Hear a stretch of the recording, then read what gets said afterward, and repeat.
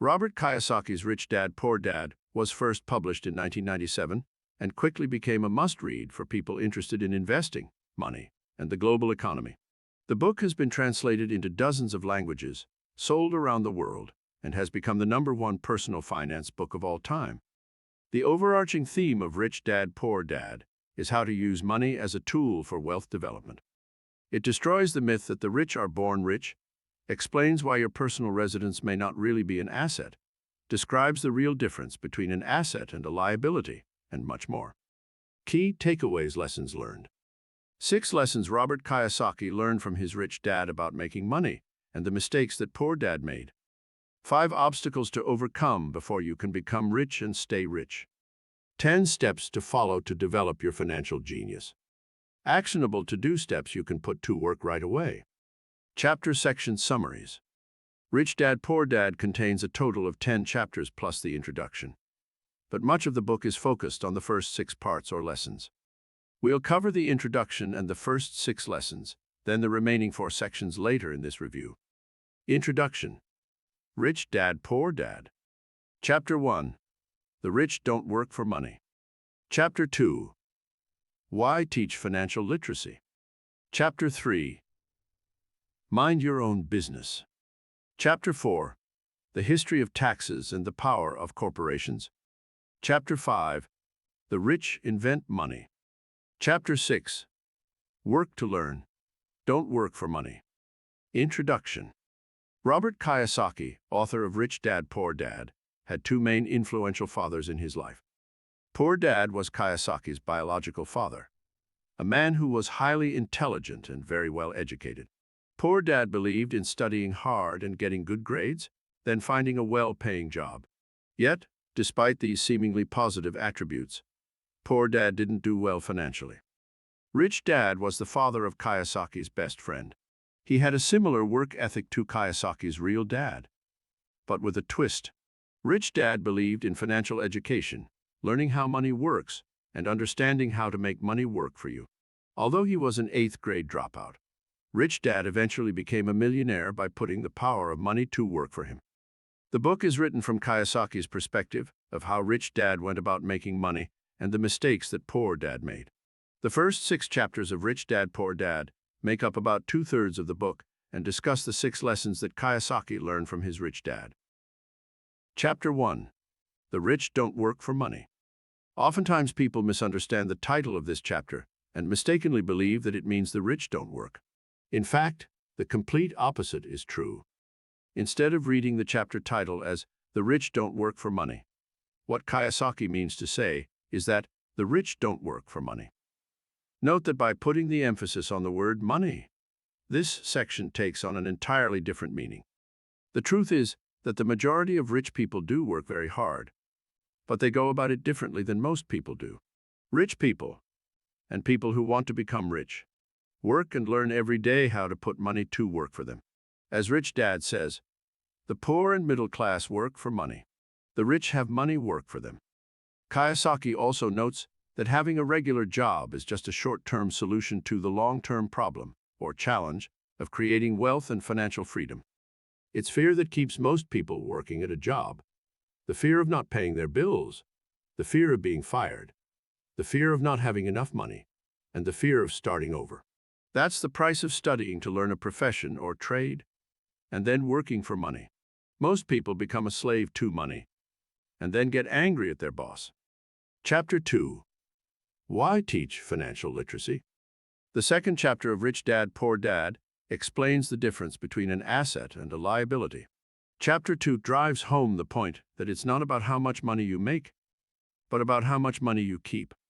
An asset is something that has value, that produces income or appreciates, and has a market where the asset can easily be bought and sold. Assets produce income. Assets appreciate. Assets do both. Conversely, liabilities take money out of your pocket because of the costs associated with them. When Rich Dad, Poor Dad was first published back in 1997, Kiyosaki created a lot of controversy with this statement. That's because, by definition, a personal residence isn't an asset unless it appreciates enough to offset the costs of ownership. On the other hand, rental property is an asset because it can generate enough passive income to exceed the expenses of operating and financing the real estate. As Kiyosaki writes in Chapter 2 of Rich Dad, Poor Dad, want to grow rich? Concentrate your efforts on buying income-producing assets. When you truly understand what an asset is, keep liabilities and expenses low. You'll deepen your asset column. Chapter 3. Mind your own business. There are two key messages in this chapter. First, pay off your debts and start investing in income-producing assets as soon as possible. Next, stay financially healthy by spending your time instead of your paycheck and investing as much of your money as possible in assets. Kiyosaki notes in Chapter 3 of Rich Dad, Poor Dad that most people confuse their profession with their business. In other words, they spend their entire lives working in somebody else's business and making other people rich. One of my favorite quotes from this section is, "The primary reason the majority of the poor and middle class are fiscally conservative is that they have no financial foundation. They have to cling to their jobs and play it safe. They can't afford to take risks." Chapter 4. The History of Taxes and the Power of Corporations. When reading this chapter, it's important to keep in mind that Kiyosaki wrote Rich Dad, Poor Dad as a motivational book, not to provide expert financial or tax advice. For example, Kiyosaki writes about the time he bought a Porsche and treated it as a business's expense, using before-tax dollars. Buying a high-end luxury car when a much less expensive make and model would do could put an investor on the fast track to an IRS audit. But putting the Porsche aside, the points made in this chapter discuss how to play the investment game smart. The rich understand the power of company structures and the tax code, and use every legal means they can to minimize their tax burden. Compare how business owners and investors with corporations such as C-Corp, S-Corp, or LLCs pay taxes to how most people pay tax. Business owners with a corporate structure. 1. Earn. 2. Spend. 3. Pay taxes. Employees who work for corporations. 1. Earn. 2. Pay taxes. 3. Spend. Notice that employees who work for somebody else spend their money post-tax, while business owners earn and spend before paying tax. Chapter 4 of the book also covers the four main components of what Kiyosaki calls financial IQ, accounting, investment strategy, market law, and law. As Rich Dad, Poor Dad reminds us, understanding the legal and tax advantages significantly contribute to building long-term wealth. For instance, a corporation can pay expenses before paying taxes, whereas an employee gets taxed first and must try to pay expenses on what is left. Corporations also offer legal protection from lawsuits. When someone sues a wealthy individual, they are often met with layers of legal protection and often find that the wealthy person actually owns nothing in their own name. They control everything, but personally own nothing. Chapter 5. The rich invent money. Inventing money means finding opportunities or deals that other people don't have the skill, knowledge, resources, or contacts for. In Chapter 5, Rich Dad, Poor Dad explains there are two types of investors. 1. Investment packages are bought by people who entrust their money to a developer or fund manager. This is the way that most people invest, such as buying shares of an ETF or putting money into a real estate crowdfunding venture. 2. Professional investors look after their own investments, research the market to find deals that make sense, then hire professionals to manage the daily oversight. Professional investors have three things in common. Identify opportunities that other people have not found. Raise funds for investment. Work with other intelligent people. Here's one of my favorite closing thoughts from this chapter. Some people argue that there aren't real estate bargains where they are, but there are prime opportunities everywhere that are overlooked. Most people aren't trained financially to recognize the opportunities in front of them. Chapter 6. Work to learn. Don't work for money. Poor Dad was intelligent and well-educated and worked for money because job security meant everything to him. Rich Dad became a millionaire by working to learn. As Kiyosaki writes, I recommend to young people to seek work for what they will learn more than what they will earn. Look down the road at what skills they want to acquire before choosing a specific profession, and before getting trapped in the rat race. In fact, that's exactly what Kiyosaki did. He joined the Marines after graduating from college and learned the essential business skills of leading and managing people. After serving his country, Kiyosaki joined Xerox, overcame his fear of rejection to become one of the top 5 salespeople in the company, then left the corporate world to form his own business. Chapter 6 of Rich Dad, Poor Dad then discusses the synergy of management skills needed for success in business. Cash flow management, systems management, people management. Overcoming obstacles. Chapter 7 of Rich Dad, Poor Dad begins by noting that the primary difference between a rich person and a poor person is how they manage fear. Robert Kiyosaki isn't talking about the type of fear that some people have when going to the dentist or watching The Exorcist. In the book, fear is about the fear of losing money and how to handle that fear. It's one of the 5 biggest obstacles people face on the path to becoming financially independent. 1. Fear. 2. Cynicism. 3. Laziness. 4. Bad habits. 5. Arrogance. These roadblocks, and the failure to overcome them, are why people who have studied and achieved financial literacy are still unable to develop assets that generate plentiful amounts of cash flow. Fear. Losing money is a fact of investing life, and so is the fear that comes along with it. Kiyosaki notes that he's never met a rich person who has never lost money, but he's met plenty of poor people who have never lost a dime because they've never invested. Real estate investors who choose to act only on a sure thing are paralyzed by fear in disguise.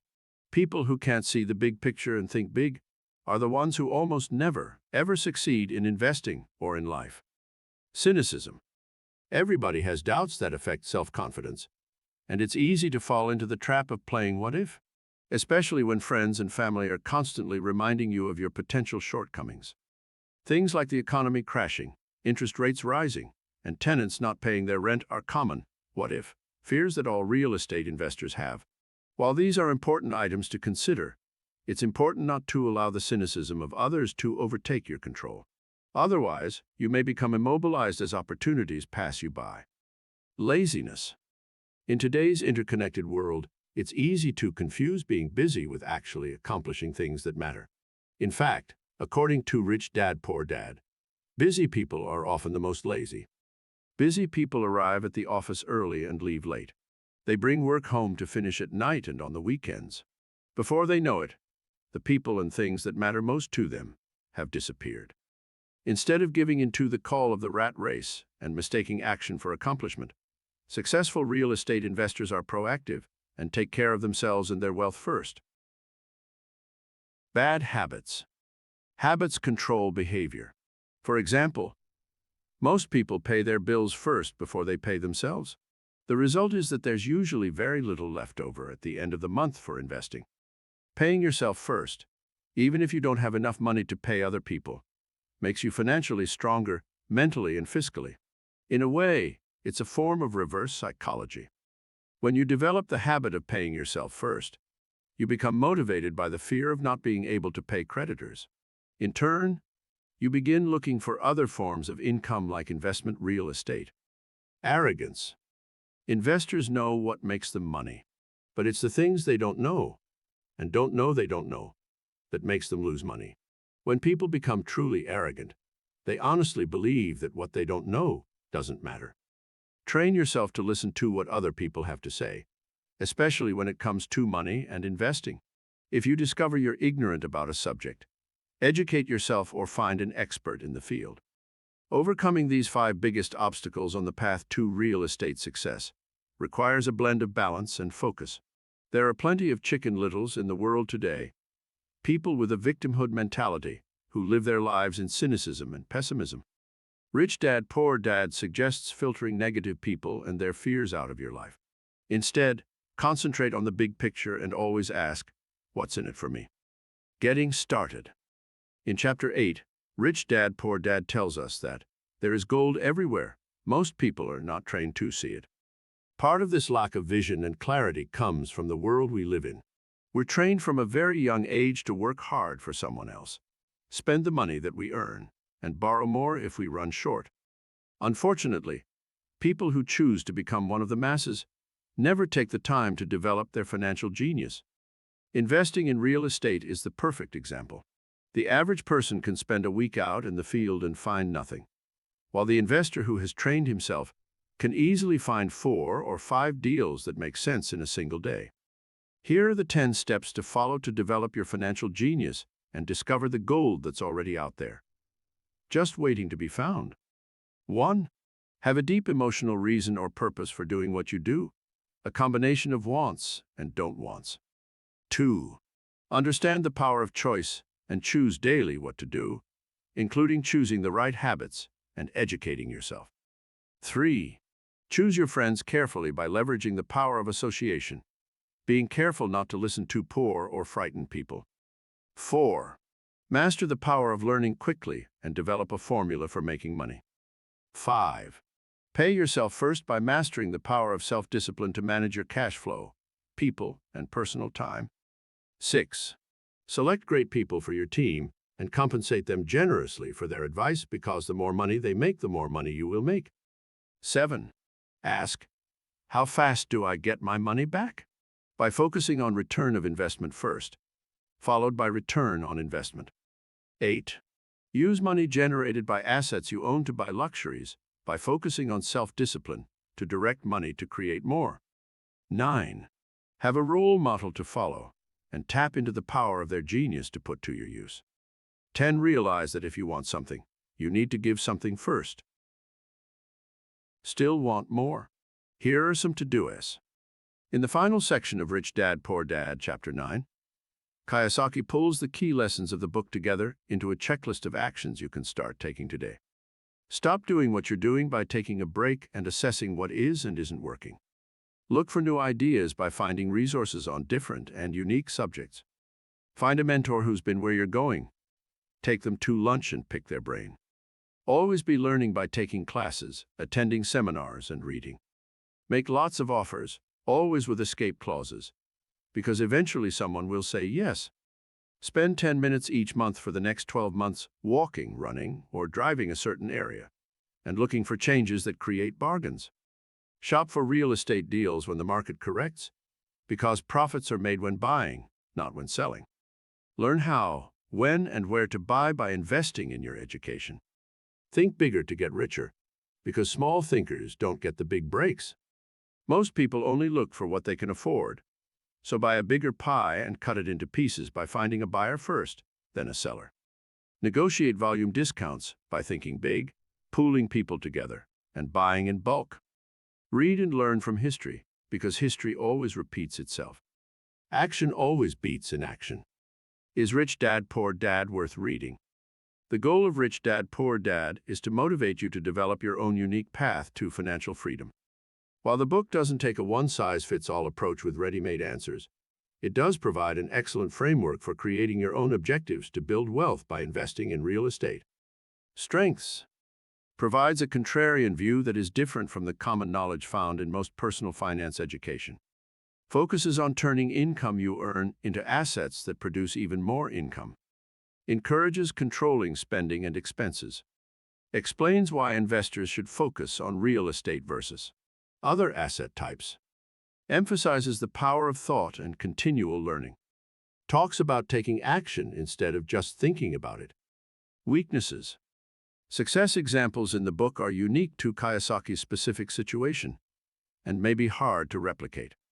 Some parts of the book also lack detail, which may make the concepts discussed more difficult to apply. Frequently demeans people who are more comfortable following the herd rather than thinking for themselves. Rich Dad, Poor Dad is a motivational book, not a book written by a financial expert.